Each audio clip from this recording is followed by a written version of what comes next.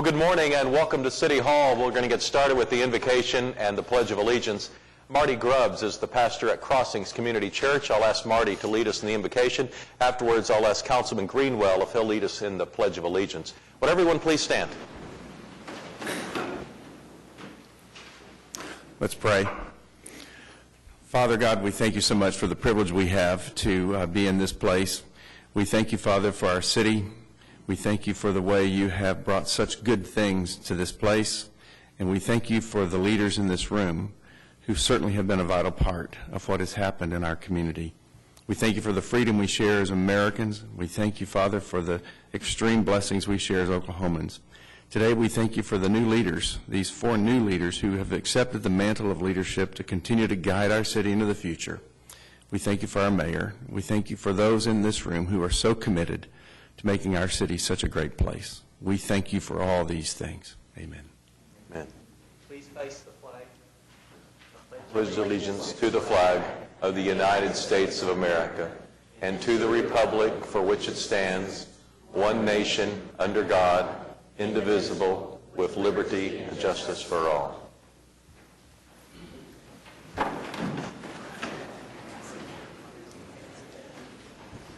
We have nearly a full house this morning at City Hall, and this is a day of celebration. We are going to install 4 council members to the Oklahoma City Council, and we will start with the Ward 2 City Councilman, as Ed Shadid has been reelected by the voters of Ward 2, and I know his children are here today, Zane, Dahlia, and Maya, and they are going to help with the swearing-in process. If you all would come forward.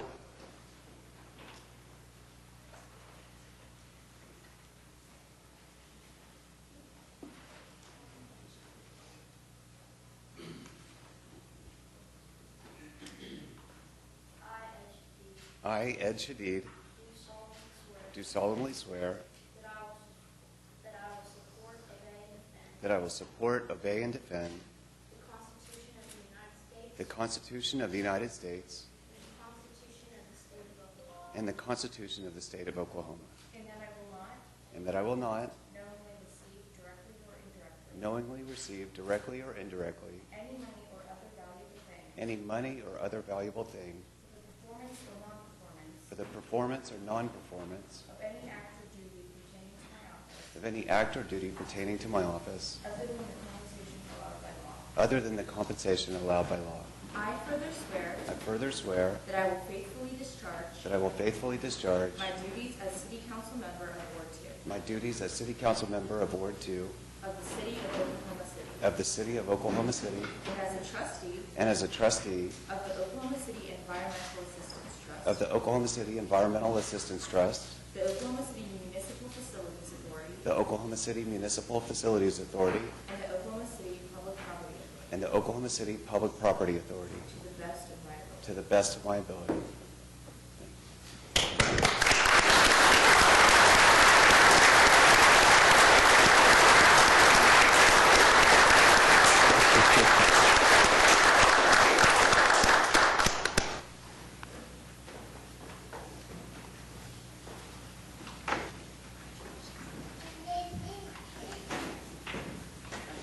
Congratulations.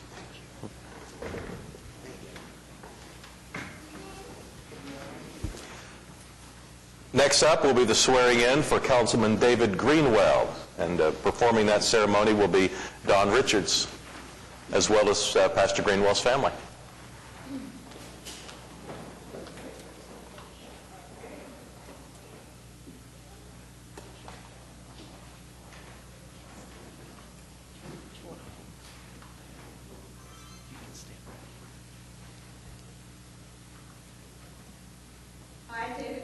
I, David Greenwell, do solemnly swear that I will support, obey, and defend the Constitution of the United States and the Constitution of the State of Oklahoma, and that I will not knowingly receive, directly or indirectly, any money or other valuable thing for the performance or non-performance of any act or duty of any act or duty pertaining to my office, pertaining to my office, other than the compensation other than the compensation allowed by law. allowed by law. I further swear I further swear that I will faithfully discharge that I will faithfully discharge my duties as council member of Ward 5 as duties of as council member of Ward 5 of the City of Oklahoma City of the City of Oklahoma City and as trustee and as trustee of the Oklahoma City Environmental Assistance Trust, trustee of the Oklahoma City Environmental Assistance Trust, the Oklahoma City Municipal Facilities Authority, the Oklahoma City Municipal Facilities Authority, and the Oklahoma City Public Property Authority and the Oklahoma City Public Property Authority to the best of my ability. to the best of my ability.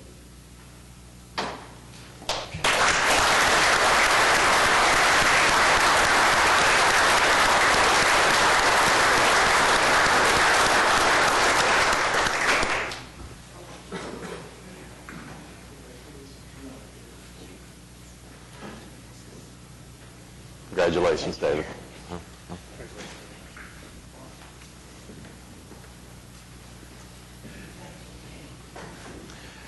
And now the swearing in for Ward 6 is Council Member Meg Salyer will be sworn in by the President of Oklahoma City University, Robert Henry, and daughter Margaret. Here, sweetie, why don't you come on over here and hold this? You hold that, and I gotta put my right hand on it. I gotta put my right hand on it. Come over. There you go. Good morning, Robert. Will you repeat after me? I, Margaret S. Salyer, I, Margaret S. Salyer, do solemnly swear that I will support the Constitution I will support the Constitution and the laws of the United States of America, and the laws of the United States of America, the Constitution and the laws of the State of Oklahoma, the Constitution and laws of the State of Oklahoma, and the Charter and ordinances of the City of Oklahoma City, and the Charter and ordinances of the City of Oklahoma City, and that I will faithfully discharge, and that I will faithfully discharge, according to the best of my ability, according to the best of my ability, the duties of my office the duties of my office or employment or employment during such time as I am council member of Ward 6 during such time as I am council member of Ward of 6 the City of Oklahoma City of the City of Oklahoma City and trustee of the Oklahoma City Environmental Assistance Trust, and trustee of the Oklahoma City Environmental Assistance Trust, the Oklahoma City Municipal Facilities Authority, the Oklahoma City Municipal Facilities Authority, and the Oklahoma City Public Property Authority. and the Oklahoma City Public Property Authority. Thank you, Robert. Appreciate it very much. Thank you.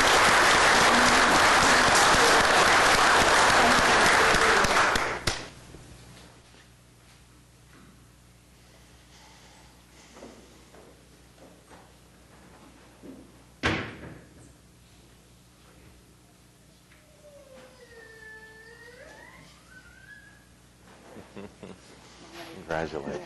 Thank you.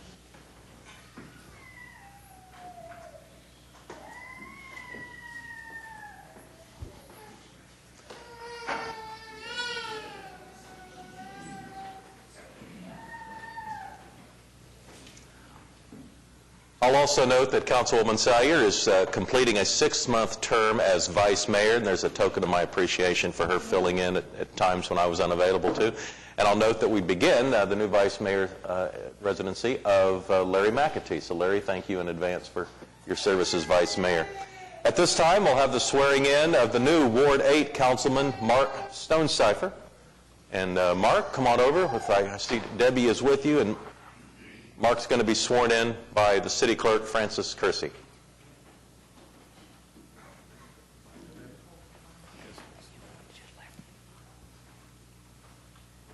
Repeat after me. I state your name. I, Mark Stonecipher, Do solemnly swear that I will support, obey, and defend the Constitution of the United States, the Constitution of the United States, the Constitution of the State of Oklahoma, and the Constitution of the State of Oklahoma, and that I will not knowingly receive, directly or indirectly, any money or other valuable thing for the performance or non-performance of any act or duty of any act or duty pertaining to my office pertaining to my office other than the compensation allowed by law. other than the compensation allowed by law. I further swear I further swear that I will faithfully discharge my duties that I will faithfully discharge my duties as council member of Ward 8 as council member of Ward 8 of the City of Oklahoma City of the City of Oklahoma City and as trustee and as trustee of the Oklahoma City Environmental Assistance Trust, of the Oklahoma City Environmental Assistance Trust, the Oklahoma City Municipal Facilities Authority, the Oklahoma City Municipal Facilities Authority, and the Oklahoma City Public Property Authority and the Oklahoma City Public Property Authority to the best of my ability. to the best of my ability. Congratulations. Thank you. Council.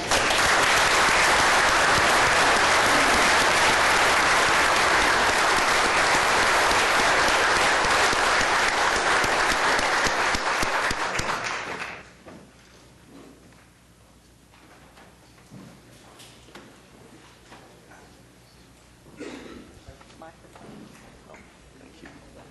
Congratulations.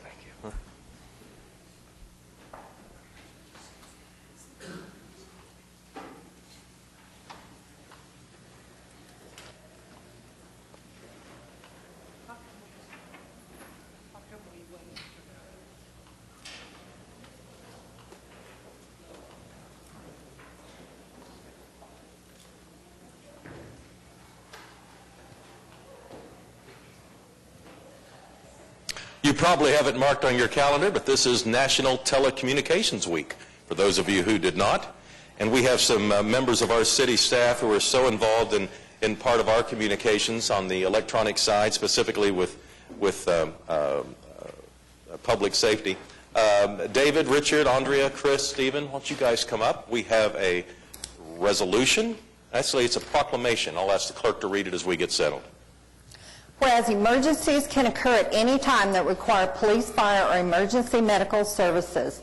When an emergency occurs, the prompt response of police officers and firefighters are dependent upon the quality and accuracy of information obtained from citizens who telephone the Oklahoma City Emergency Communications Center. Whereas public safety dispatchers and call takers are the first and most critical contact our citizens have with emergency services. Whereas by monitoring police by radio, public safety dispatchers are the single vital link for the officers. Critical information is provided to the officers in the field, and this helps to ensure their safety. Whereas public safety dispatchers and call takers of the Oklahoma City Police Department have contributed substantially to the apprehension of criminals, suppression of fires, and treatment of patients. Whereas each public safety dispatcher and call taker has exhibited compassion, understanding, and professionalism during the performance of their job in the last year. Public safety dispatchers and call takers are at their best helping others through the worst situations imaginable. Whereas public safety dispatchers and call takers save lives and change lives one call at a time. Now therefore, Mick Cornett, the mayor of the city of Oklahoma City, does hereby proclaim April 12th through 18th as National Telecommunicator Week in Oklahoma City. Let's show our appreciation. And I want to mention what a critical component this group of people represent, because you can imagine all of the resources that we put into public safety.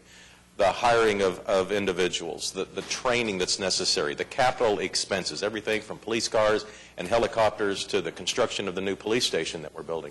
But it still all comes down to people, and whoever's answering that 911 call can mean the difference in someone's life. And that's why it's one of the most integral part of connecting all of the other things that we do. So thank you all. Thank you, and I'd love to give you an opportunity if people out there and are considering a career and want to help people. Being a 911 operator, being in the telecommunications part of public safety is a significant endeavor. We would encourage anyone to look into working at Oklahoma City 911. If you really want to serve your community, that's a great place to work. Thank you, Mayor. Absolutely. Let's show our appreciation one more time. Thank you, guys.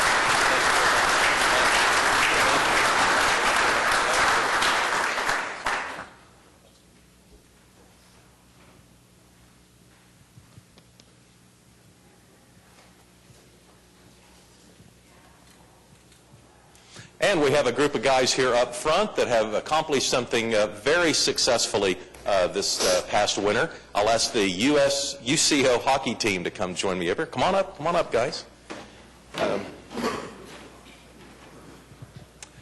This group of young men plays their home games and practices in Oklahoma City on the north side. Our ice rink way up north. It's that on Kelly and 33rd and Kelly, but inside the Oklahoma City limits. And they have just won the national championship. Let's show our appreciation.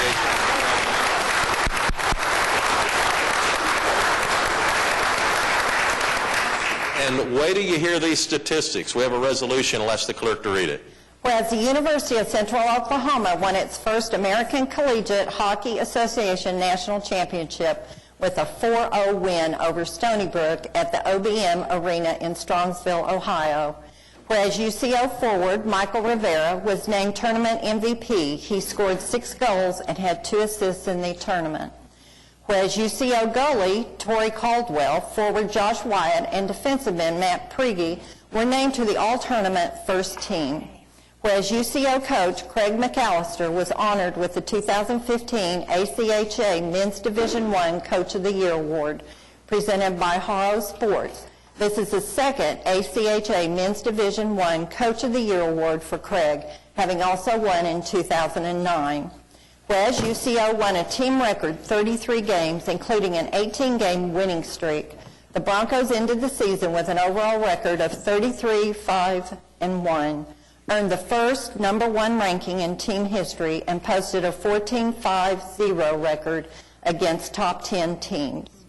Whereas UCO's almost flawless 18-1-0 record at home took place at the Arctic Edge Ice Rink in Oklahoma City.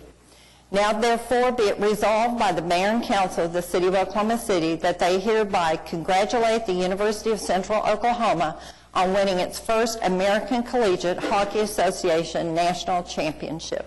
And believe it or not, we have to vote on this, so it's not official yet, guys. Can I get a motion and a second? Cast your votes. And now it's unanimous, and you can show your applause. Thank you very much. You want to say anything? I just really appreciate it. All right, you bet. You bet. Thank you, guys. Congratulations. You bet. Thank you for representing us all so well. All right. Thank you. Thank you. Thank you. Congratulations. You bet. Thank you. Thank you. You bet. Thank you. Thank you. You bet. Congratulations. It's a great honor. Thank you. Congratulations. Way to go. Appreciate it. Huh?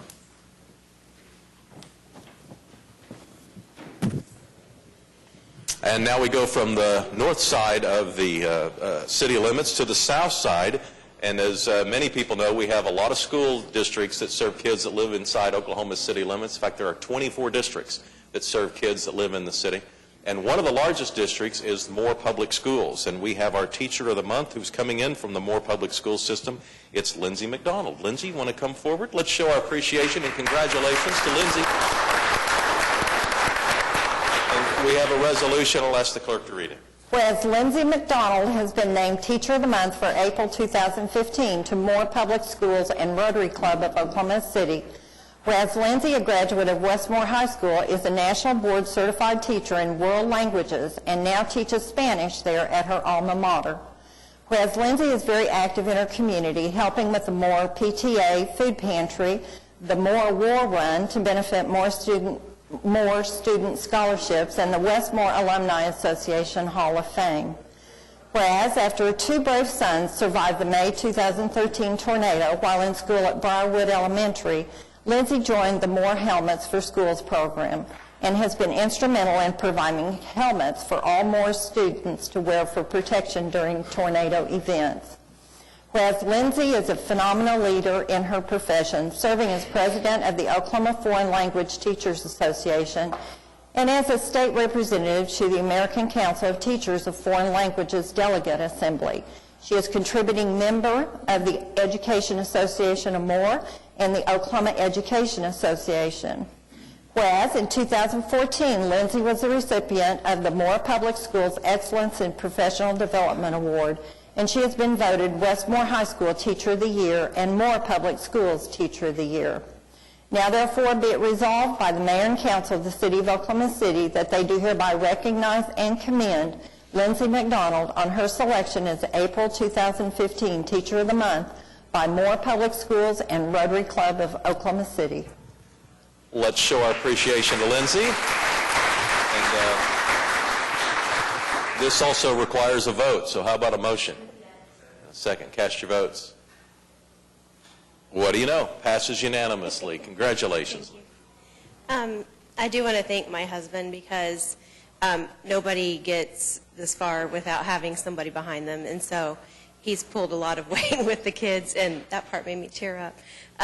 My kids are at school because it's testing week, or they would be here. But thank you, Mayor. Thank you. We appreciate what you're doing for our children. Thank you. Let's show our appreciation.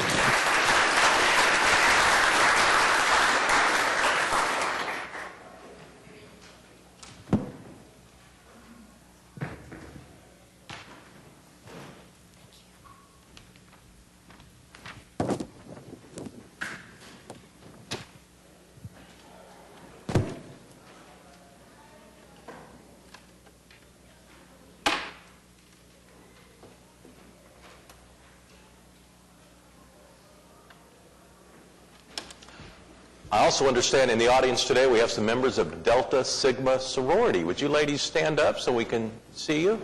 Thank you all for coming today.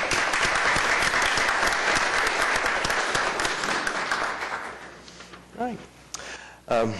Back on the council agenda, looks like we are through the office of mayor.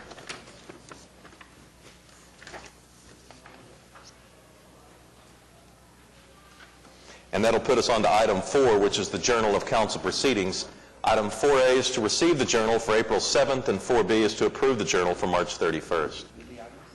All right, comments or questions on the journal? All right, cast your votes. It passes unanimously.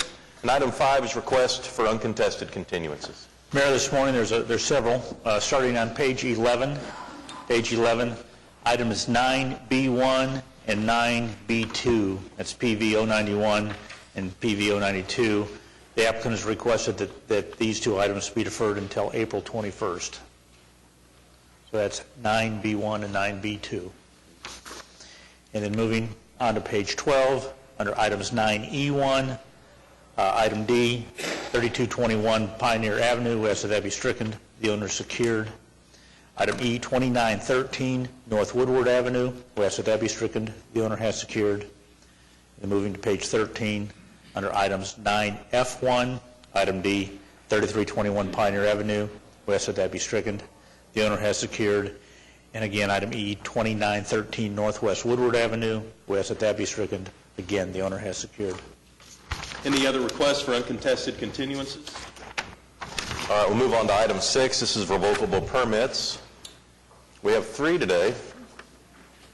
The first is from the American Heart Association to hold the Heart Walk on April 18th. And it looks like we have one person that has shown up today, Debbie Hart. Hi, Debbie. Hello. Hello, Mr. Mayor and City Council members. Thank you so very much for allowing me the chance to come visit with you. We have our Heart Walk this Saturday that we've been hosting downtown at the ballpark ever since the ballpark opened.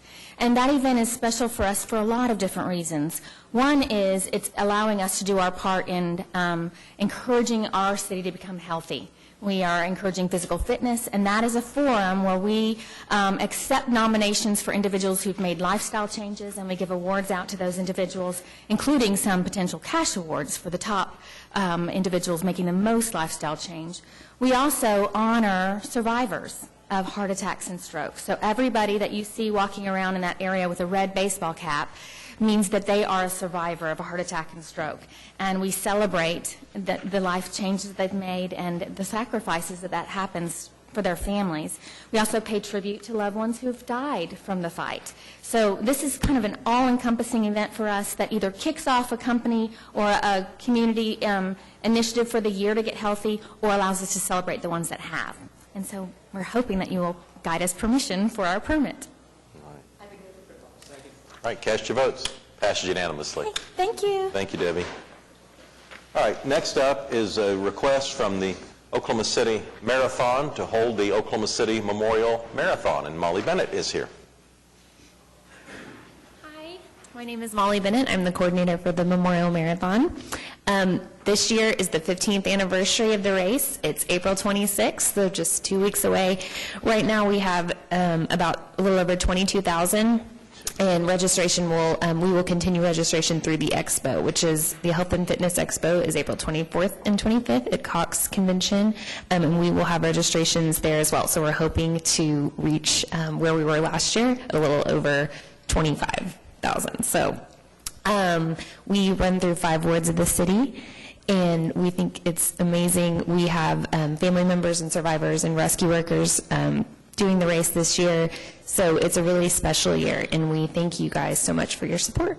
And I just ask permission for our revocable. Can people sign up online? Yes, it's okcmarathon.com, and online sign-ups are to April 20th, and then you can sign up in person at the expo.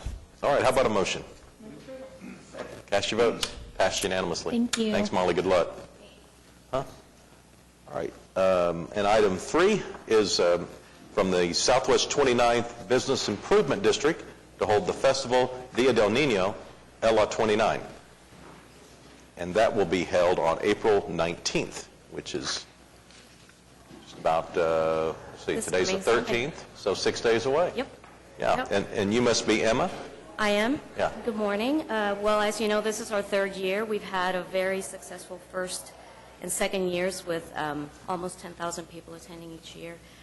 Something very special this year that we're doing is we're partnering with Oklahoma City Public Schools, and the program on stage is going to be almost entirely put together by the Fine Arts Department on behalf of Ms. Rhonda Taylor.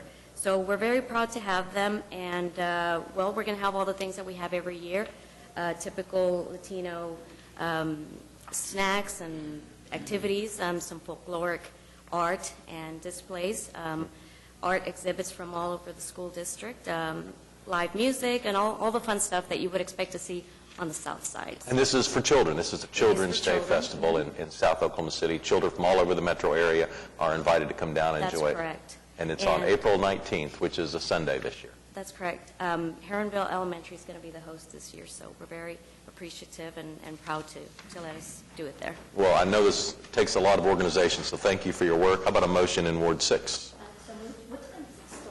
It starts at noon. It's noon to 5. Yeah. All right. Is there a second? All right, cast your votes. It passes unanimously. Thank you and good luck. We'll recess the council meeting, convene as the Oklahoma City Municipal Facilities Authority. There are 4 items. All right, any comments or questions on the MFA? All right, cast your votes. It passes unanimously. We'll adjourn the OCMFA, convene as the Oklahoma City Public Property Authority. 2 items. Okay, we have a motion and a second. Any comments or questions on the PPA? Cast your votes. It passes unanimously. We'll adjourn the OCPPA, convene as the Oklahoma City Environmental Assistance Trust. There are 2 items. All right, comments or questions on the EAT? All right, cast your votes. It passes unanimously. We'll adjourn the OCEAT, reconvene the council meeting with the consent docket. All right, are there any individual considerations? Mayor, I just wanted to ask a question about 7Q. All right. Anybody else? Meg, go ahead with your question about 7Q. We'll see if I can find it, but this relates to utility cuts, Manager, and a contract for those repairs. We're doing an awful lot of them around town, and I was just curious, Eric, whether or not we have some kind of a standard that the repairs have to meet. From time to time, some of them look pretty slapdash, or I don't know. Well, first of all, oftentimes we do a temporary patch before we do a permanent patch. And so as soon as we can, we get it back down, and we'll throw a little asphalt over the top just to keep it. And then by the time the actual permanent utility cut comes in, sometimes it'll settle a little bit in that time frame. They'll square it up, cut that back out, and then put the permanent patch in. So that's sometimes the case. Sometimes they're not all ours. These are generally free water. They're almost very rarely sewer, but they're almost always water cuts. And sometimes we have other utilities that are out there, the gas company, the electric company. We try to get them to meet our same standards, but all of those are not ours. But we do regulate those. I think the fact that sometimes they're temporary is very helpful for citizens to understand. I get a lot of calls from people that don't think it's finished, and those are temporary patches. So realize a lot of the work that, say, like when a water line breaks, it breaks in the evening. That's not a paving contractor that's out in the middle of the night making that temporary patch. Now, we do have a standard where we try to get the permanent patch in within 30 days, and so it could take up to 3 to 4 weeks to get that permanent repair contractor out there. There's quite a list. What you're approving today is actually to put a third contractor under contract. We have 2 now, and they're having trouble keeping up. So we're running about 32 to 35 days on a permanent patch that comes after that temporary one's in place. Yes, I was just hoping that as we move to the permanent patch, we could be sensitive to things like concrete color or sidewalk colors or things, and do our best to make those patches. So this work is going to be strictly the street. You know, you won't see a lot of sidewalk work done under this contract. But yeah, I mean, especially in the historic areas, we try to make sure that we match the best possible. Okay. All right, ready to vote the consent docket? Cast your votes. It passes unanimously. We're on to the concurrence docket. All right, a lengthy concurrence docket today. Any comments or questions from council? All right, we have a motion and second. Cast your votes. It passes unanimously. Now we're on to item 9. These are items that require a separate vote. We start with a couple of zoning cases. The first is in Ward 7 at 1020 Northwest 104th Street. It's currently R1 single-family residential, and it would become a new simplified plan unit development if approved. John? All right, thank you, Mr. Mayor. Will the applicant please come forward? The Planning Commission did deny this, and one of the reasons why they denied it because of it being near a residential area. And so the applicant is here, and I did have the opportunity to visit with the applicant about this particular proposal.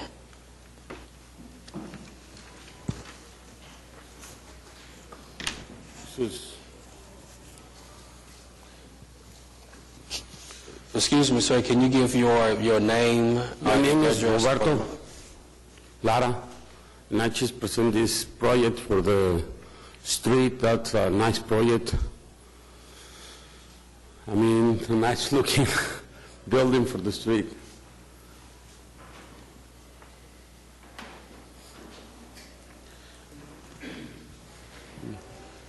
At the time that this was presented to the Planning Commission, the applicant did not have a site plan, and he did not show a buffer between the neighborhood. With what he has presented, I am okay with it. I did have a chance to visit with staff about it, but I am okay with what has been presented. So I move for approval. All right, any comments or questions from council or anyone else in the room today? All right, cast your votes, and it is approved. Thank you, sir. Congratulations. Item 9A2 is a zoning case in Ward 5 at 3301 Southwest 104th Street. It's currently a plan unit development and would be a new PUD if approved.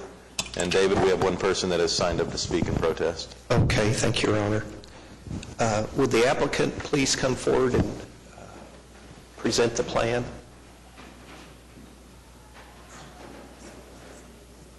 Mayor, members of the council, Dennis Box on behalf of the applicant. This is going to be a Walmart supercenter. There'll be gas on the premises also. This is a PUD that is going from an existing PUD that already allowed commercial.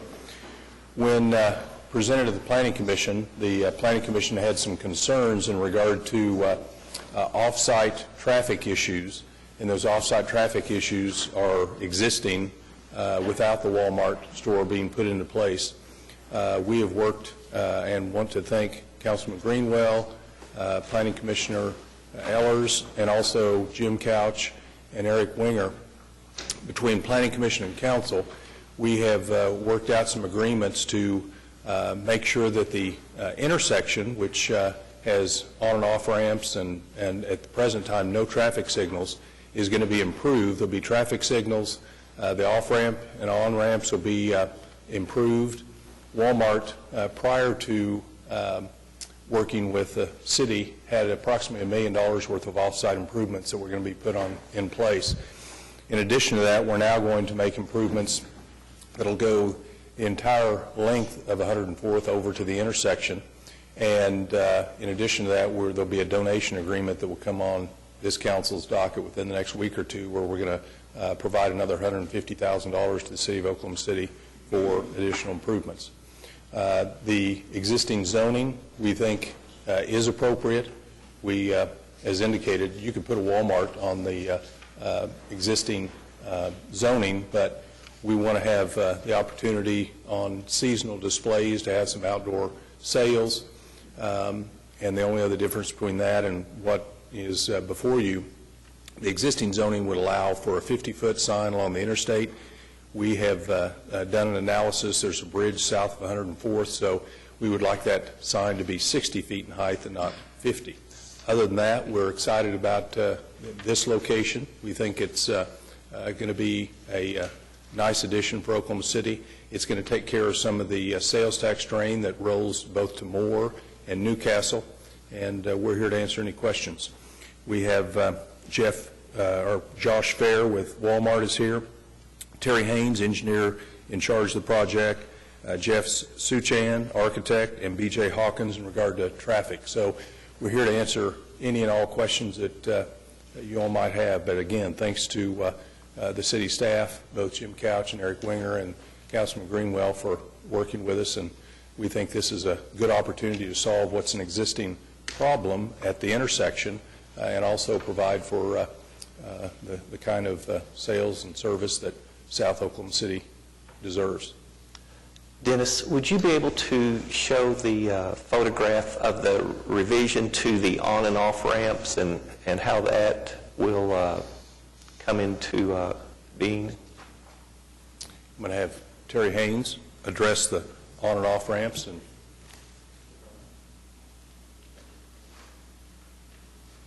good morning. My name is Terry Haynes with SMC Consulting Engineers. Let's see if I can scroll through the pictures that are on the screen there. It's not working there. Okay. I thought that might. I've got it back up there.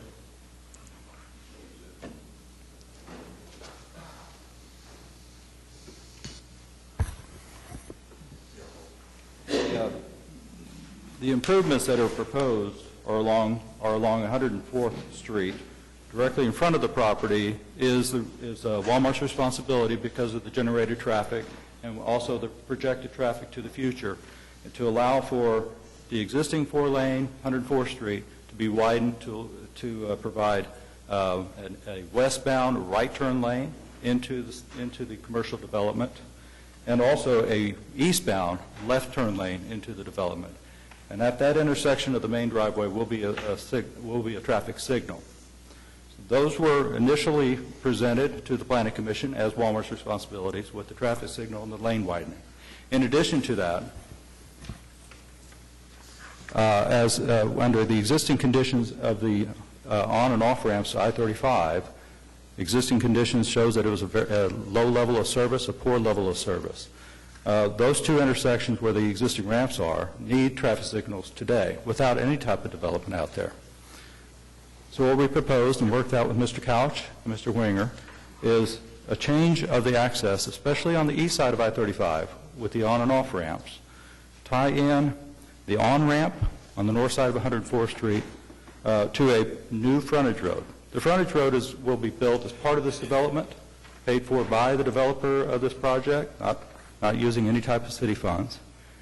Change of access with the northbound on-ramp onto I-35 from the frontage road, so disconnecting the existing intersection.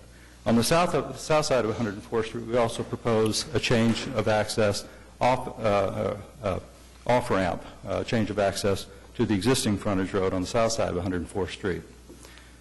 Then on the west side of I-35 on 104th Street, adding a southbound off-ramp, adding a lane to that ramp.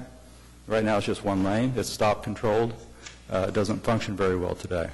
So adding the lane plus adding traffic signals at that intersection on the west side of I-35, east side of I-35, interconnecting the traffic signals will allow for free traffic flow and will be functional for years to come with all the proposed developments in the area. Thank you. Any questions from the council? No. Could we hear anybody else who signed up for the... Daryl Slate?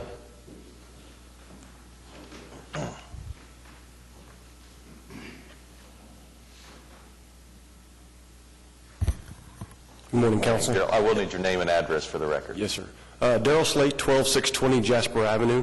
I'm a local resident representing several HOA that exist today. We are actually we urge you to deny this development. There's a lot of things that are trying to get the cart before the horse. Safety is paramount. This area, as Councilman Greenwell can attest to, is already, the traffic is already a nightmare at times during peak times, and these few slight increases and improvements aren't going to solve the traffic issues. This area is also under ODOT regulations, and according to their website, is not due further improvements until the year 2022. That's 7 years away.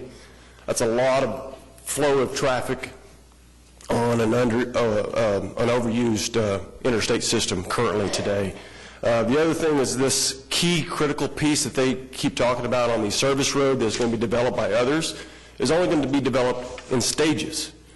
So it's a service road today that will be built to nowhere, and it will not match up to the northbound service road. That is the way it was presented to the Planning Commission. The other thing is the pole signs. They want variances for 60-foot pole signs. The design, everybody else rather has 40-foot. I don't agree with the 60-foot. And also the other thing is, since this is a corridor, this design, CMU, without brick and things that match the residential area, also doesn't meet the long-term plans of the Will Rogers Trust and the type of development that's going to be right across the other side of the interstate. So I don't like the design of this, and I don't think it meets what Oklahoma City in the corridors is really looking for in the future. And they've already proved that a brick facade can be a viable financial model for a Walmart, as they've done it in other places. So I urge you to deny this rezoning. Okay, thanks, Daryl. Thank you.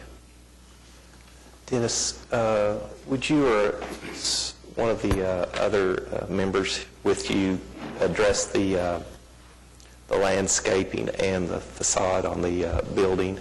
I'm going to have our architect address the facade. With regard to landscaping, we are compliant. We're not asking for any variances on the landscaping.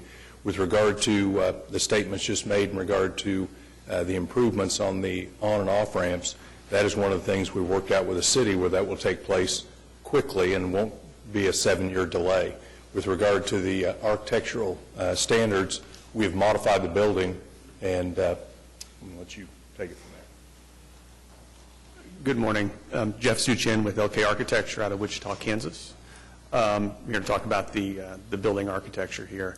And what we've done is really worked on embellishing mainly the entries here. We've used a variety of materials and colors to try and break up the facade, but we have provided some brick accents, eyebrow metal and glass entries here as a real eye catcher for the customers, and tried to really dress up the main entries here. So a variety of materials. Yes, we do have painted split face CMU, the majority of the buildings, accent brick materials, some EPIS at the front brand wall to dress up the front facade. Okay. Comments or questions from council on the design or infrastructure improvements? Actually, my comment was about the comment that the protestant made about it's not consistent with what's the plan of the airport trust. Now, we've got some airport trustees here that I think could tell us whether that's right or not. Well, my understanding, and I do sit on the airport trust, those plans are non-definite. There's hope that one day we would have some retail development on the west side of I-44. We've had some discussions about it, but the past 2 years, there's been no new developments. We're not close in any way to begin any efforts. Right, but I'm unclear how it would be not in conformance with what is being proposed at the airport. I'm not, because I'm on the airport trust too, and we're looking at a quality mixed-use development over there that I think would be compatible with the development proposed on the east side. Well, I would agree with that. I'm just saying there's no definite plans at this point as to how that development will occur, other than the closer to I-44, the more retail focused, and the closer back to the airport, the more manufacturing and aerospace focused type of development. So, no, I think if I can just use some layperson's terminology, we've met, and again, I also want to thank City Manager Couch, Assistant City Manager Clowers, Public Works Director Eric Winger, and others who have worked diligently to protect the city's interest with respect to this development. And one of the things that, from an appearance standpoint, this Walmart will look very similar to the ones we find in Edmond. And it's an upgrade, especially in comparison to the existing Walmart at I-240 in Santa Fe. It's substantially an improvement from an appearance standpoint. The changes that are being proposed with respect to the on and off ramp, as the gentleman suggested, ODOT is proposing to make those changes no earlier than 7 years. We're accelerating those changes that otherwise would not be put into place as a result of this development. And just more of a general philosophy with respect to retail activity, especially in Ward 5. The last 20 years, there's been an outpouring of retail from Ward 5, mainly into the city of Moore. They've done an excellent job in attracting retail. Their annual budget has grown in these last 20 years from less than $10 million, now over $60 million. That's annual revenues. If we had been able to retain even half of that, $25 million a year to our general fund would add, it would eliminate any need for additional police officers, firefighters, new fire facilities. Our streets would be in much better shape. There'd be many more traffic signals. And so to continue to say to retailers, we don't want you, we want you to go to our neighbors and let them benefit from all of this revenue, it's hard for me to accept that philosophy. An average supercenter, Walmart supercenter, will generate about $75 million a year in sales. That generates $1.5 million a year in revenue for our general fund. And then on top of that is the funding for our police and fire, our maps. It generates quite a bit of revenue for the city of Oklahoma City. And to say, we don't want that, we don't need it, we're going to find how difficult it is to raise revenue in a few weeks as we begin looking at the budget for this upcoming year. And also, Walmart tends to be the leader in retail development. Once Walmart is here, I feel very confident that the east side of I-44 between 104th and 89th Street is going to fill in very quickly. And we'll continue to press when that development occurs for a very upgraded presence.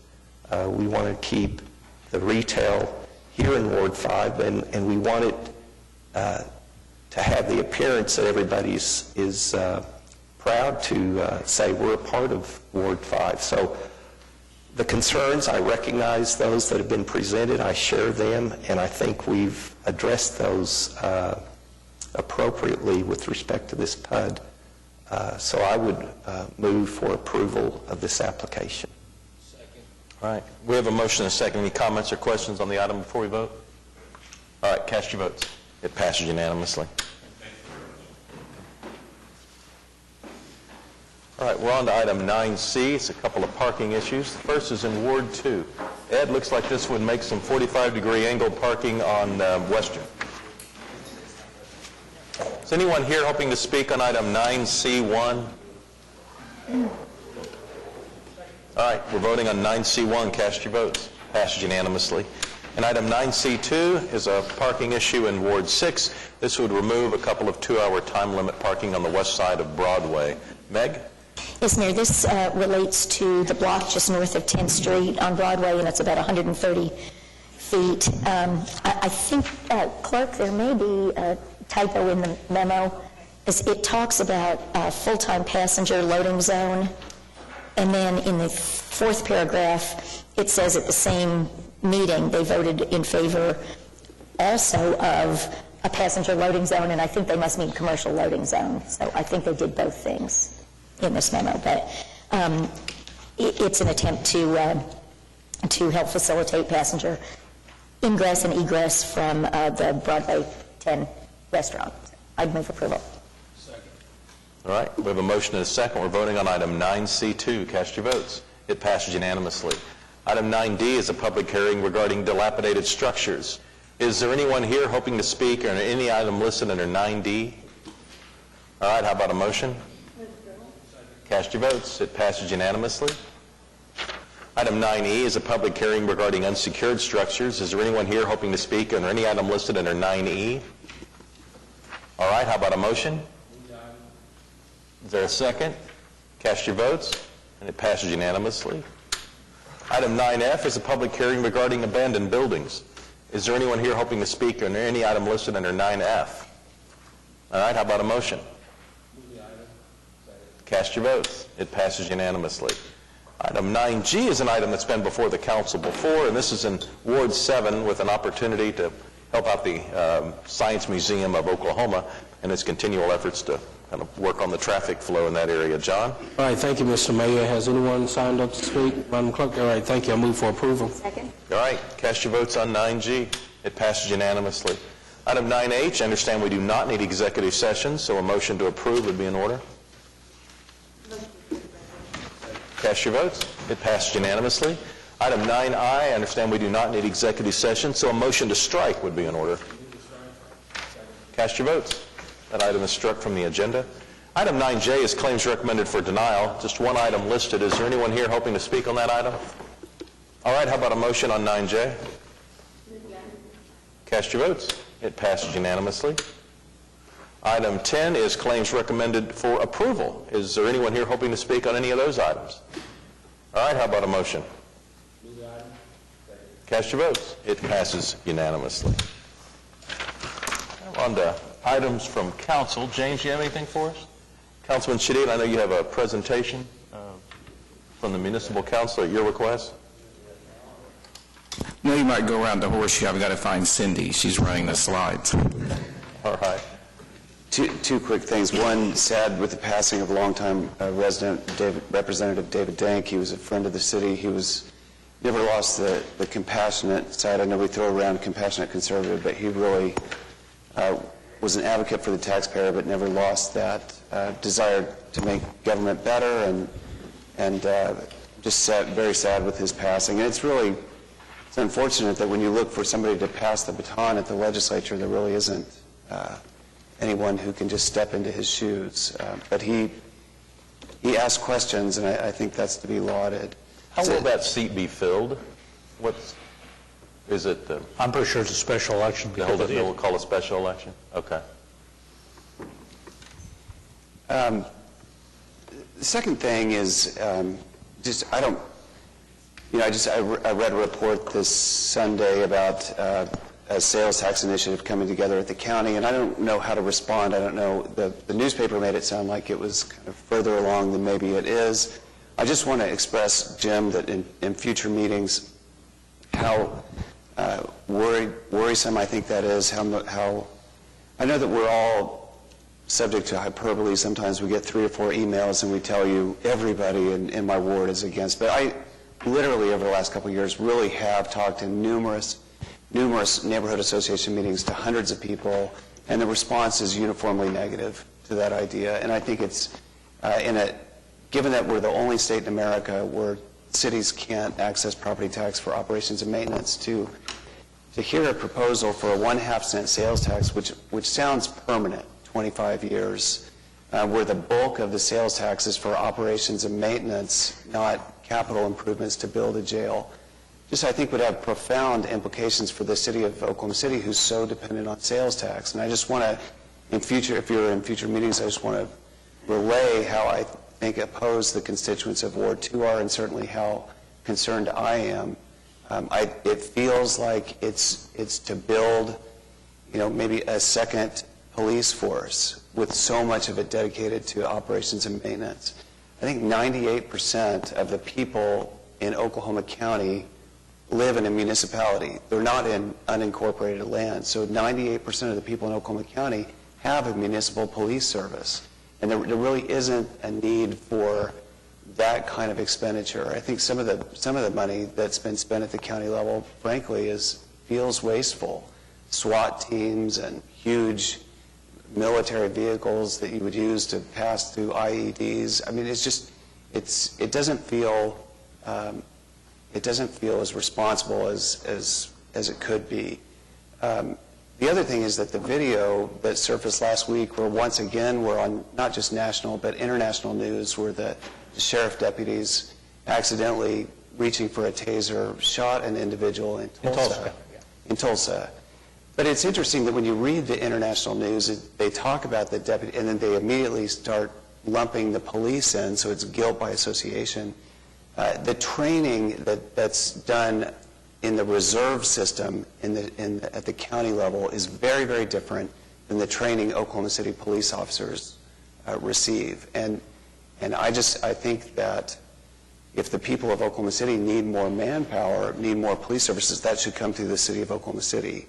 I think maybe as a trial balloon it was floated that, well, we could get capital improvements for the police and fire of Oklahoma City through this sales tax initiative.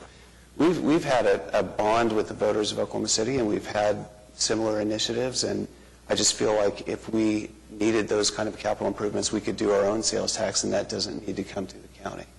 I've gone on and on, but I just want to relay how worrisome I think that is, and hopefully they would come to us and we could have some kind of discussions before the county would vote to call an election. I'd make just a couple of comments. The jail holds somewhere over 2,000 folks over there. We have a contract. We haven't run a city jail for nearly 20 years. We've had our folks in the county jail, and we have a contract for somewhere over 200. So we're, I think, 11, 12% of the capacity of that jail. The sheriff's done a really good job of addressing the 70-some issues that came from the Department of Justice. He's knocked out the lion's share of those. That being said, there are some complicating issues over there. One is the increase in mental health patients. Some of the state funds have been cut in the area of mental health, and so he does have an issue with mental health that probably needs to be addressed somewhere down the line. The second thing that we've talked about for years is judicial process. Do we really need to be housing 2,000 prisoners over there? Well, if you could get your prisoners through the judicial process quicker, if you can get them through in 3 months instead of 6 months, you'd obviously need a lot less beds, and that's something that's been talked about but never really fully addressed, and that judicial process, I think, needs to be taken a look at. The mental health and judicial process really needs, in my opinion, to be evaluated and some steps, or a plan at least, to be taken care of, and then take a look at what the needs are after you've addressed some of those larger issues out there. The other issue that's out there is with so much money or 60% of the sales tax being associated with operations. How much of it should be spent toward jail operations and how much of it should be spent for patrolling operations throughout the county. Not necessarily a call of the city, but certainly something that's a general public discussion out there. And there is a large amount of county budget that is going toward the operations. So it seems like a large number that would be go towards operations. But again, we've got to go through those numbers. And the sheriff has, as of last week, provided me some very preliminary numbers that I'm reviewing at this point in time. There is a task force that the sheriff has called in to take a look at it. We're not on that task force, but they have begun some preliminary discussions with us. And I do want to emphasize preliminary. So I guess the article did make it feel like maybe it was imminent, but you're saying that we're still in preliminary stages. I can't tell you that the county they could call an election later this week if they chose to do so. I don't know that that's going to happen, but I really don't know where it is in the process. Okay. All right. Thank you. Larry? Thank you, Mayor. I'd like to be real quick. I think this time of the year is a time for each of us in Oklahoma City to reflect a little bit on where we've been and what's happened at Oklahoma City. And that leads, I think, to some gratefulness, and that kind of has manifested itself. This morning I had the privilege of attending a prayer breakfast put on by the CBMC group. The leaders there, our mayor was there, our governor was there, our fire chief, our police chief, the DA, the sheriff, Senator Langford prayed over a film to us. And I think it's to reflect on that and be grateful that we live in a community that has a strong faith-based component and men and women of integrity leading it really gives us some encouragement. And then Saturday night I had privilege, Joanne and I did, to attend, I guess, a special viewing, I guess you'd call it, of a new documentary put out by our mayor called Boom, Bust, and Bomb.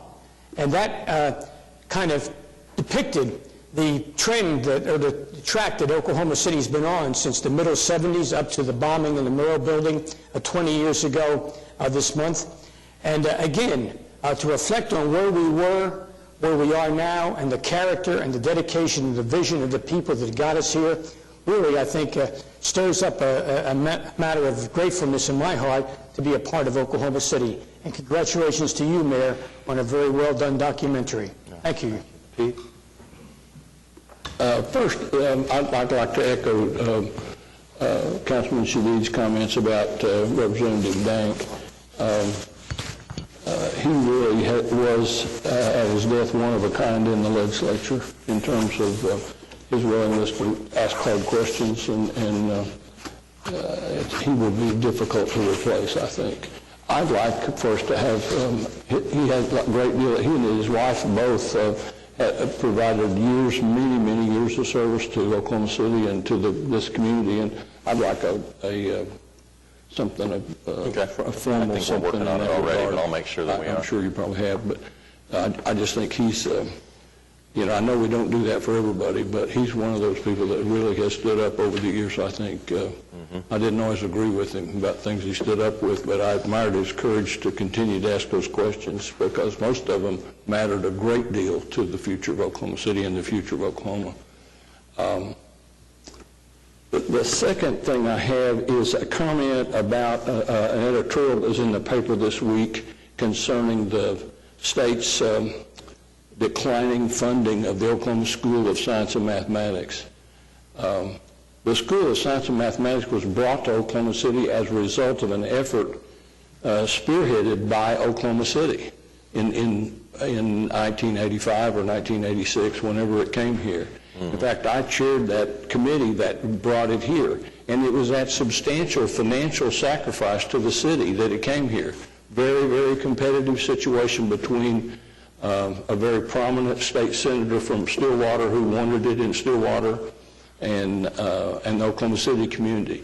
It was brought here through a combination principally of the city, but that it brought to an abandoned school that was purchased by the city and then given to the School of Science and Math. And its problems stem from the lack of funding from the state legislature. And that brought to mind another situation that we have that I'm afraid we're just about to enter the same situation. The idea that if the state legislature does go forward and fund the Native American Cultural Center, where will it be 10 years from now or 15 years from now? I think we ought to seriously look at bringing the lawsuit that would be necessary to bring it back to Oklahoma City.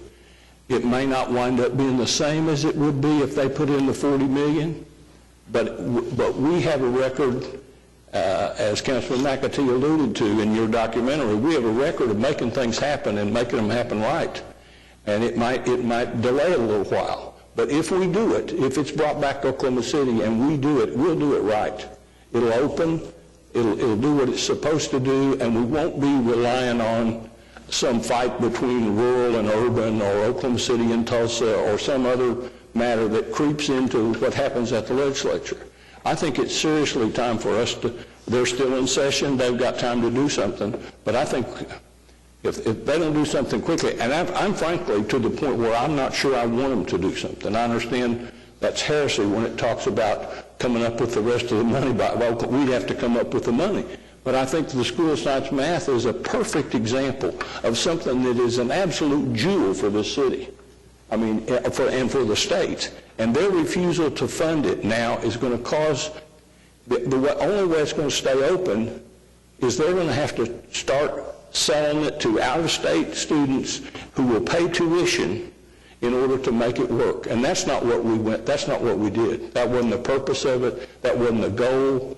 I can remember as if it was yesterday what we went through. I mean, selling the idea of putting it in the school where it is, near the health center. I mean, we pitched it from the standpoint that if you put it in that school, it'll have an instant presence. It's an old building. We're going to renovate that old building. You'll feel like you're walking into a East Coast Ivy League kind of a facility as opposed to building a brand new Walmart-looking building.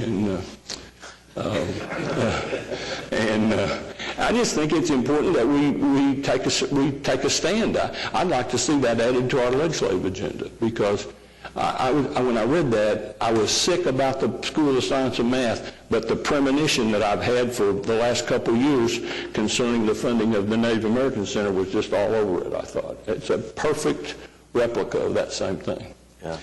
One more thing.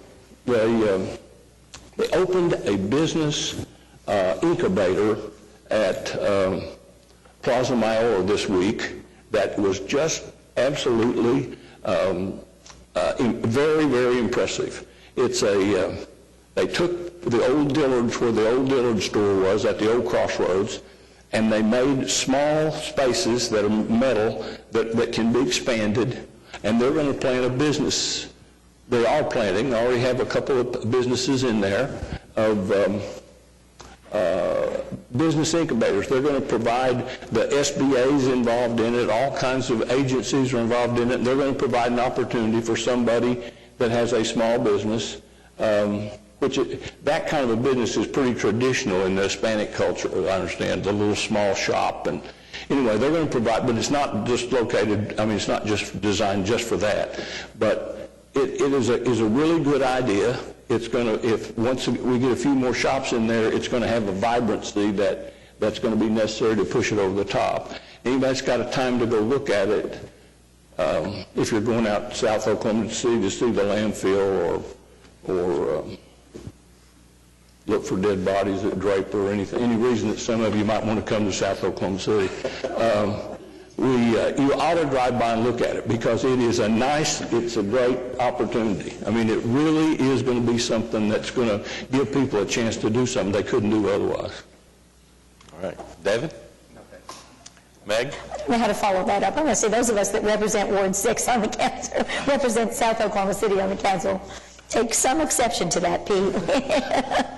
I guess really two things. And I'm going to agree with Pete now on two things, particularly the School of Science and Math. And I know what a role you played to get it started. It is without a doubt one of the finest institutions we have in this state, and it is a crime that the legislature just keeps whacking away at their funding. It's a real travesty. I do think there may be a really exciting announcement next week from GE looking at a partnership on STEM education. And, I continue to reflect on the fact that when GE announced their research center here, one of the very first things they said in selecting, the reason they selected the site they did was its proximity to the Oklahoma School of Science and Math.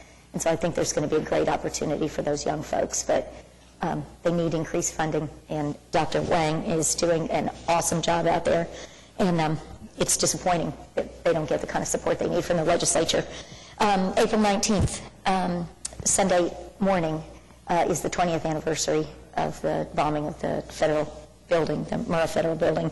And I just wanted to remind everybody that there is a very beautiful ceremony that starts at 8:30 on the grounds surrounding the survivor tree. It's always a very special opportunity to reflect, and given that it's the 20th anniversary, I think it's particularly special. It's free and open to the public, and so I would just encourage folks to come on downtown and think about what happened 20 years ago and think about the incredible renaissance that we've experienced in the last 20 years. Thank you, Mayor. John? All right, thank you, Mr. Mayor, and I do echo some of the comments that Councilman White brought up, minus the landfill comment. My church is across the street from the landfill, but if you so happens go down 59th and you need a church to visit, come and visit my church, Faith, Hope, and Love. Anyhow, and I do want to also echo Councilwoman Sawyer's comments, as well as Councilman White's comment about the school. I think having a school located where it is has definitely been a benefit to not only Oklahoma City, but the state of Oklahoma. And also, I just want to recognize Delta Sigma Theta sorority for meeting with me early this morning. Again, thank you all for coming out. Thank you, Mr. Mayor. Mark? I just want to tell everybody thank you. I'm very proud to be here. Your words of support, letters I received from staff and council, I greatly appreciate it. I would also appreciate your input, your insight, help me be a good council person and work well with you all.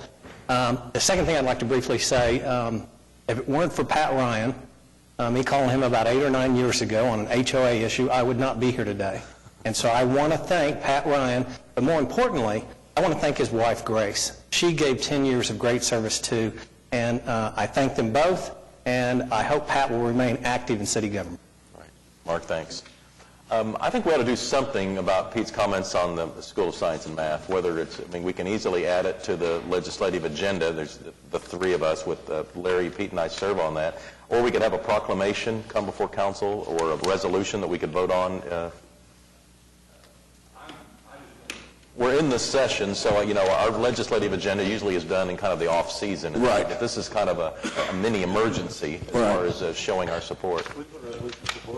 I just think we're all too often, the school sits there and nobody realizes how it got here even. Yeah. Realizes what Oklahoma City's investment was. We literally purchased the school from the Board of Education and gave it to the does that Yeah, why don't we have a resolution placed on the agenda next week? Okay? All right. Let's see, ma'am, we have the presentation by the Municipal Counselor's Office on the emergency ordinances. Yes. Try to run through this fairly quickly. Emergency ordinances, Councilman Shadid asked for this presentation to go over the basics, and Article 2, Section 21 of the Charter says that no ordinance can be passed finally on the date it's introduced, except in case of a public emergency, the nature of which shall be clearly stated in the ordinance, and it requires an affirmative vote of 3/4 of the members of the council elected to pass the emergency clause. It's also voted on separately from the main ordinance. And you cannot pass an ordinance making a grant of a franchise or a special privilege as an emergency. And then the next slide is a publication of an ordinance adopted. Every ordinance adopted is published once in full, or we added in 2003, or by title only, as may be provided by the Oklahoma statutes. That was to allow the city clerk to publish emergency ordinances by title only, which saved money from her budget. And most non-emergency ordinances shall not take effect until 30 days after publication, and the city clerk always publishes it on the next business day. Now, except emergency ordinances passed as provided for in this article, which shall take effect upon passage. So when you pass an emergency ordinance, it takes effect that day, and be so published on the following day. And when I was going through this, I found a typo. For instance, there actually should be a comma after the words following day in that section. Somehow that typo was made a few years ago. So that we need to add the typo there because it really changes the meaning of the section. Subject always to the provisions of the referendum. That actually just refers to non-emergency ordinances. The legal rule is that emergency ordinances are not subject to the power of the referendum. So that's definitely why we need to restore that comma there, because it does change the meaning of this. So essentially, those are the basics in the charter. The emergency language on the next slide that council has used for a number of years. I don't know exactly how long this goes back, but council declares when they pass the emergency clause, it's immediately necessary for the preservation of the peace, health, safety, and it says and, but in practice, this has been construed as or. Peace, health, safety, or public good is how it's been construed, because you don't have to have all four of those items. And I would say most of the emergency ordinances we pass have to do with the public good of the city and the inhabitants thereof, etc. So that's your emergency clause. So essentially on most of these, you're passing on whether you think it's for the public good to make it an emergency. It could also be for the peace, the health, or the safety of the public. Now, what a public emergency is in the next slide. This is how emergency has been defined in case law, and you can see the various words that have been applied to call it an emergency. Event which calls for immediate action, situation of pressing necessity and exigency, sudden or unexpected happening, unforeseen occurrence or condition, a crisis or a time of difficulty or danger. What does exigency mean? It just basically means that there's some immediate need to do something. And these are the definitions of emergency. Then on public, that's in the next slide. Public simply means that the emergency must affect the welfare of the public, meaning the people or community at large. And so that's what the public is. If you find that there is some immediate necessity to pass the emergency for the public good, and it affects the people or community, you can approve it with the emergency. Next slide. A case law says on a declaration of an emergency, a city council has great latitude in finding a public emergency.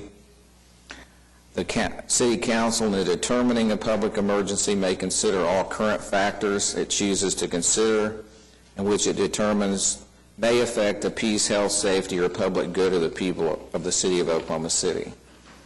Next slide. And a declaration of public emergency by council. The determination of the existence of an emergency is exclusively a legislative function and is conclusive in judicial proceedings. And this was actually declared in an Oklahoma case in 1908. And the only exceptions to the foregoing are if the ordinance discloses on its face that the claim of emergency is false and contradicts other matter on the face of the ordinance. And Councilman Shadid asked me what that meant. And it's based on, actually, again, based on an Oklahoma case from 1934. What the court said in that case, they said that if upon the face of the ordinance it reasonably appears that an emergency exists, or it may seem to a reasonable mind to exist, that a general statement that the ordinance is necessary for the peace, health, or safety of the community, such declaration will be binding on the courts, even when the courts might differ as to the urgency so declared. But where it's apparent on the face of the ordinance that there is no urgent necessity for its passage and going into effect immediately, it is apparent that the real reason for such declaration is to avoid the invocation of referendum upon the proposed measure, the court will scrutinize the declaration, and if no seeming emergency actually exists, it will declare the ordinance ineffective. Or the emergency clause will be declared ineffective. This is a 1934 Oklahoma City case, and in that case, the council passed an emergency ordinance to allow oil and gas well drilling, and some citizens wanted to do a referendum on it, so they took it to court, and the court said the emergency declaration was invalid. So that is what the case law says on that. Also, if the inclusion of the emergency clause is prohibited by a law such as a franchise or special privilege. Now note that most of the emergency ordinances that we passed, you're actually still following the process of introducing them, and then Councilman Ryan's process of also adding an additional public hearing. And so when you do that, you're not passing the ordinance on the day it's introduced. So if somebody challenges an emergency clause in an ordinance like that, you've introduced it and then passed it later on, all they're really challenging is the emergency clause, and that only the emergency clause would be invalid, not the whole ordinance. All that would mean is that it would still take effect 30 days after publication. Now, if you do pass an ordinance when it's first presented to you as an emergency, then if they challenge the emergency clause, it would be, the whole ordinance would be invalid.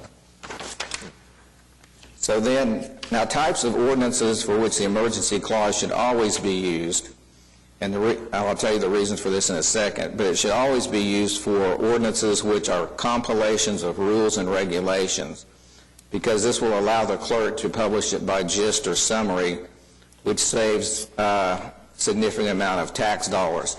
For example, the building code, the electrical code, the fire code, mechanical or plumbing code, we adopt essentially a book. And if you did not adopt that by emergency, the city clerk would have to publish the entire book in a newspaper, such as the building code book. So that is why those should always be emergencies. Next slide. Kind of just to summarize briefly, I've really covered this, but it's the only emergency ordinance is the only type of ordinance you can finally pass on the same date as its introduction. It becomes effective immediately. We very seldom pass an ordinance on the date of its introduction. I can only remember one or two times over the last decade at least. An emergency ordinance cannot be used for grants of a franchise or special privileges. The determination of emergency is a legislative function, and council has wide latitude in making the determination. A court only sets it aside, the declaration of public emergency, if the ordinance on its face shows no emergency exists, or if the ordinance involves a grant of a franchise or a special privilege. And an emergency ordinance has to be approved by 3/4 of the total elected council members. So if you only have 7 council members at a meeting, you would have to have a unanimous vote for the emergency clause. So that is it, unless someone has questions. One more comment. I think there is another time where the emergency is vital, and that is on the sale of bonds. Because we usually sell the bonds based on what the market is, and we know the market is what the market is at the time we sell them. And I think that's another example of when we ought to always use the emergency. If you don't pass that with the emergency, you could lose your interest rate, essentially. So if you pass an ordinance, you can't decide just here on the horseshoe that we want to do an emergency. It has to be written into the ordinance, and the reason for the emergency has to be written into the ordinance. It doesn't have to be specifically stated. You don't have to state specific facts. One point I didn't cover is that prior to 1957, there was actually a section in the city charter that said you had to specify the fact, briefly state the facts in the emergency clause that constituted the emergency, and that was taken out of the charter in 1957, which is why you just have the clause that talks about the public peace, health, safety, or public good.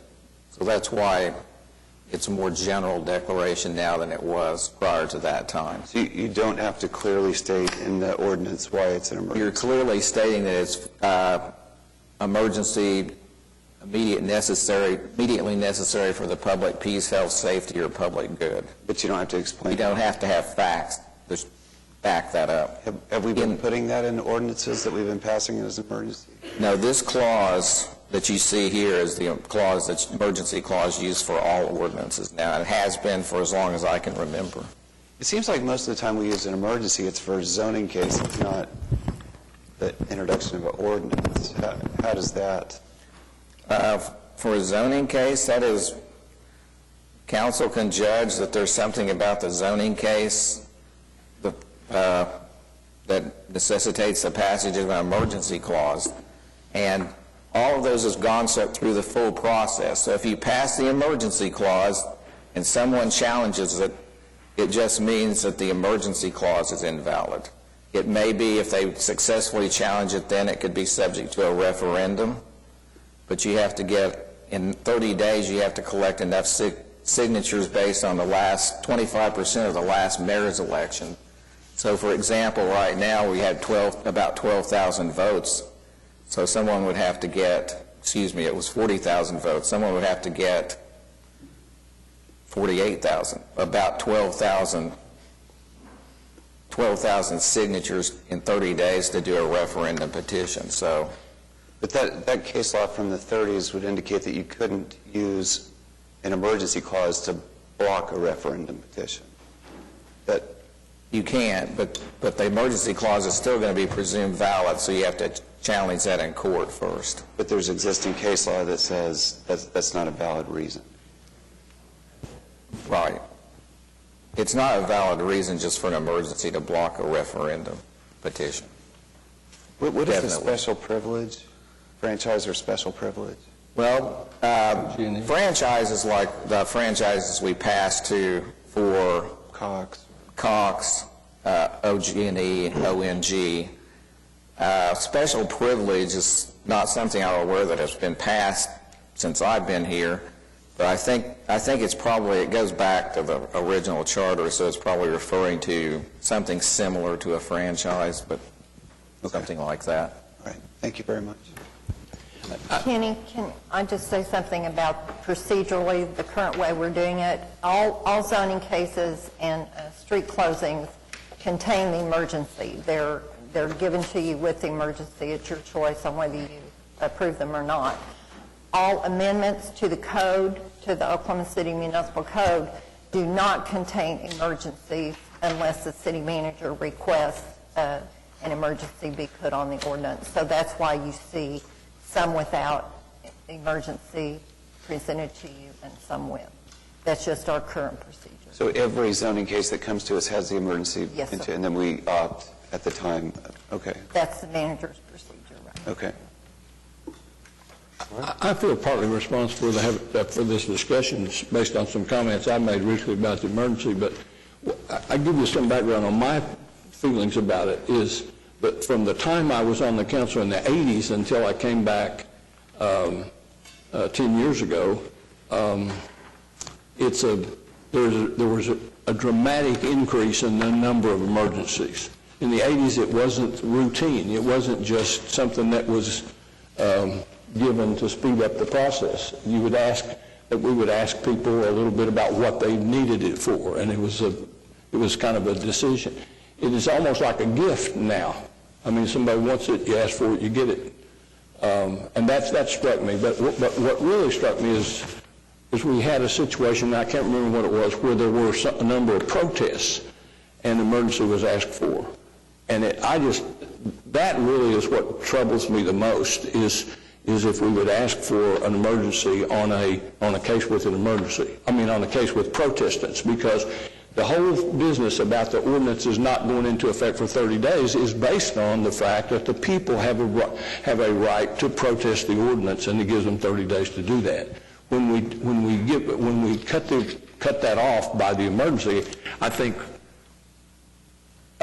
only in cases where we just literally have to, like the ones that Kenny mentioned, plus the tax thing, those ought to happen. But we ought to give more thought to if there's a protest of any kind, we shouldn't be doing that. I mean, it just seems to me that's wrong to do it. And so that's kind of how I got to where I am, is looking at the difference between the way it was 25 years ago and how it is now, and then the fact that... well, have your views changed since this presentation took place? Maybe a little bit. I still would not vote for one with if it has protest. Right. I mean, that just, I don't think any of us should do that. We've heard this story before. You know, it's someone who comes in and want to start a project, and they'll tell us, they've been they're already 3 months behind, and they really need to get going. Mm-hmm. And they'll ask for the emergency. Mm-hmm. What do you think? I think if that's our fault, that's a good argument. If that's our fault. Okay. If it's their fault, I mean, what's the story about emergencies aren't created by your need? They're created by something else. And so I think it's our fault. Probably we ought to vote for the emergency. As some of you know, I'm quick for a quote, and I've probably overstated my objection to emergencies when I said it. But it is based on what we talked about. It's based on the fact there are some things that are absolutely necessary. There are some things that we do it more frequently, and that it seems like we just bestow them on people because they'd like to have them, as opposed to, that's not the real purpose. The purpose was to provide the public an opportunity to involve themselves, if they so choose, in the process. And that, I'm happy. I'm not asking anybody to come with me.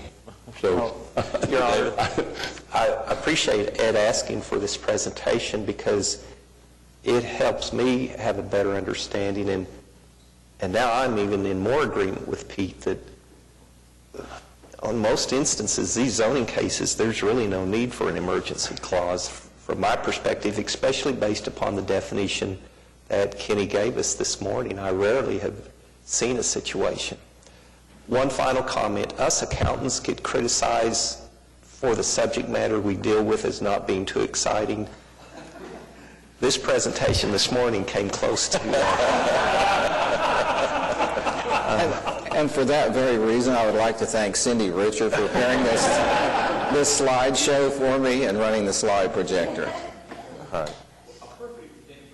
Not to do it, we've been on that Walmart case today. That was a perfect example of what I was talking about earlier about when not to do it. Had a protestant who said he represented a number of homeowner associations. That would not have been one to do it, but they didn't ask for it either. No, and I wouldn't have given it to him on that, but I do want to make one comment that I failed to make with respect to the presentation by Walmart. I know there's a lot of communities, and we even do this at times, to give certain incentives for businesses, especially retailers that may generate revenue for the city, to come to our city. This is just the opposite. Walmart has made substantial financial investments to make this development occur. We should recognize this, especially Ward 5, as a very nice compliment that they would be willing to make well over $1 million investments outside of their specific facility they're building just to allow this to occur, and they're improving the safety, the accessibility. I-44 was great 30 years ago. It just keeps getting more congested as we have more population growth out in that area. And I see a substantial amount of growth going on in Councilman McAtee's ward, west of I-44, south of 104th. That area continues to take off. I really think I-44 is going to be a great development corridor, and this is only the beginning. And again, I think it's a good sign that a company like Walmart, who could locate anywhere they wanted to, wanted to come into this part of the city and make this type of investment. So thank you. All right, we have citizens to be heard. I'll ask citizens to come up as they're called and keep their comments to 3 minutes. Joe Serge Nelson.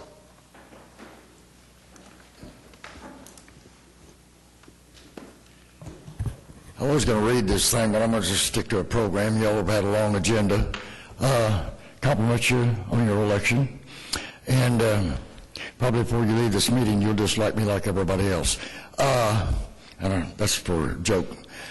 I asked a question last week in reference to a Ferris wheel. Any comment? You're the city manager. You're the boss. We'd be glad to get you some background information on that, Sarge. Okay.